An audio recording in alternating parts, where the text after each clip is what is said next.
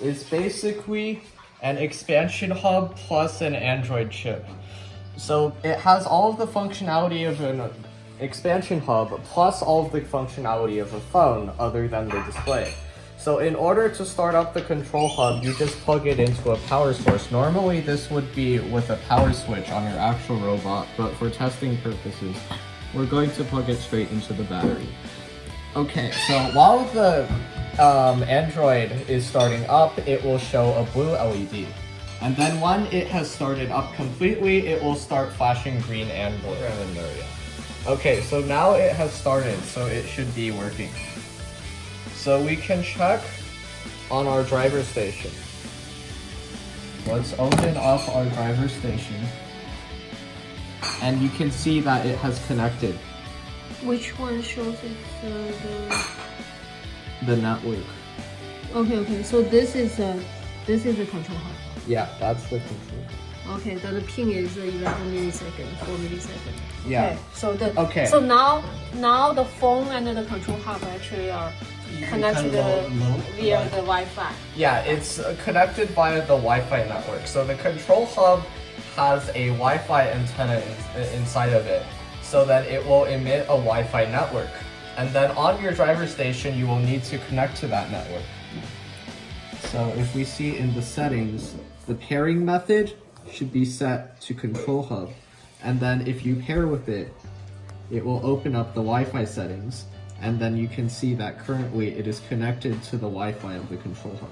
So how did you program the Wi-Fi on the control hub to be 11.3.11a.rc? Okay, so that you do using your computer. Okay, so on your computer, you do the same thing. You'll want to connect to your Wi-Fi network of the control hub. Okay, so then for the default, your control hub wireless network should be FTC something. And then the password, I think, should be password. Okay, so that means the control hub, when you open the box, it's blank, and it has the default one. The network is okay. So it will have a default network of FTC something, and then a default password of password. So then you can change these. If you go on your computer to the Wi-Fi network, and then you go to 192.168.43.1:8080, then you will go to this page. So this is basically a small web server also hosted by the control hub. So then if you click on manage, then you can manage the name of the Wi-Fi network and also the password. And here you can see there are some other things.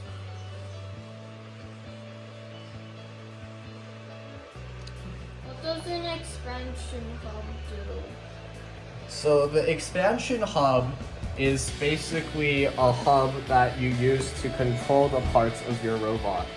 So the parts that the expansion hub controls can be seen as these ports. So then the expansion hub has 4 ports for motors and motor encoders. So encoders track the positions that the motors are at. So then the expansion hub will have the motor controllers for these 4 motors, and also the chips to read the inputs from these encoder ports. On the bottom here, you will see there are 6 ports for servos. So the expansion hub has 6, can control 6 servos. Additionally, these ports will provide 5-volt auxiliary power. That's for if you have LEDs or something of that sort that requires external 5-volt power. On this side, we have all of the sensor ports. So the sensor ports, there are 4 I2C ports. There are 8 digital ports, and there are 4 analog ports.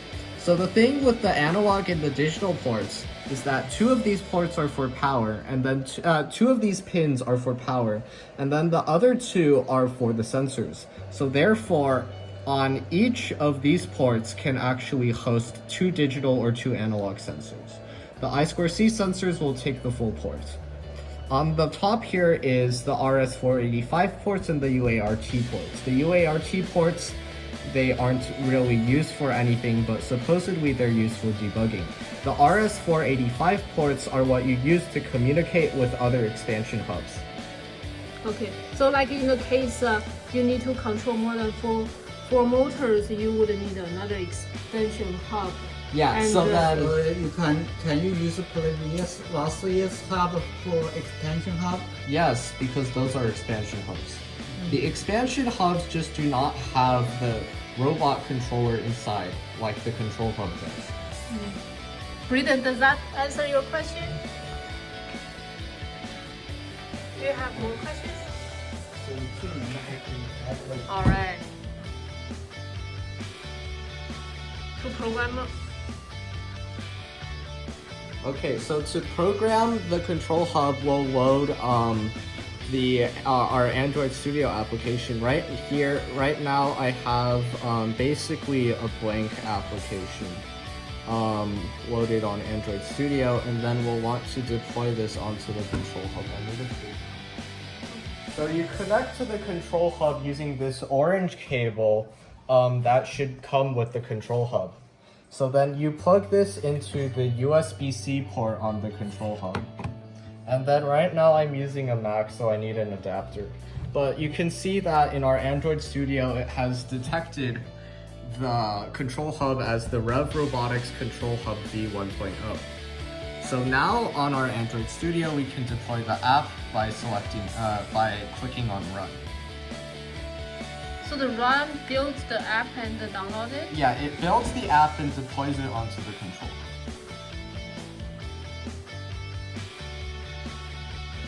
First time building the app, so it's going to take some time.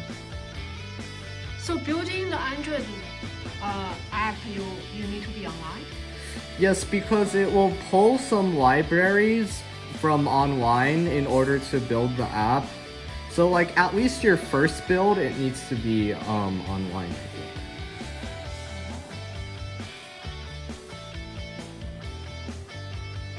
So now it's doing the building. Yeah.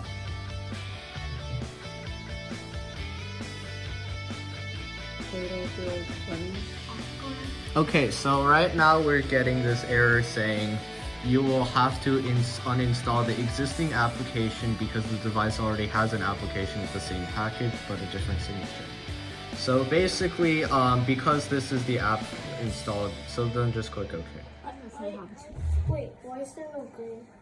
Okay, so right now it's flashing blue, which means that the robot controller app is not running, and now it's flashing green again. So then it should be starting up. So now that shows that the app is running properly once again. Okay, so it seems like after downloading the app from Android Studio, because this time we installed the app, so we'll need to sort of change the network again. So you can see this is the default network name for this control hub. So we'll go to manage, and then we'll just change this.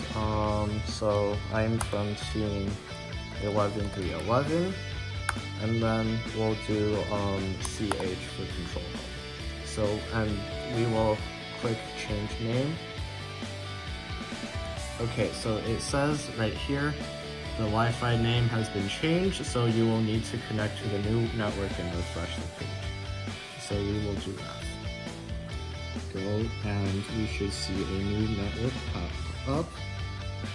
Default password is password.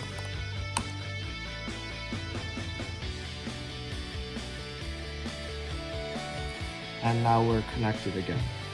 So now we will want to create a password for this. So let's just change this name of the password to Paragon FTC.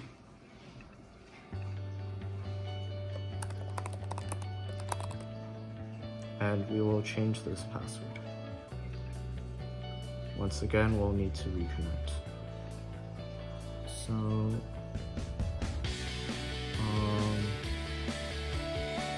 okay, so I think I'll go into here, delete this.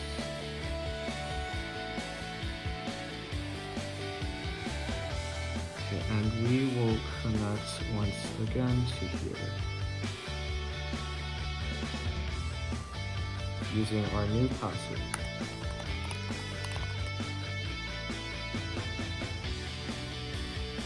And you can see that we're connected now. Okay, so now we have our control hub all set up with its new name, the new password, and running on our app from Android Studio. Yay!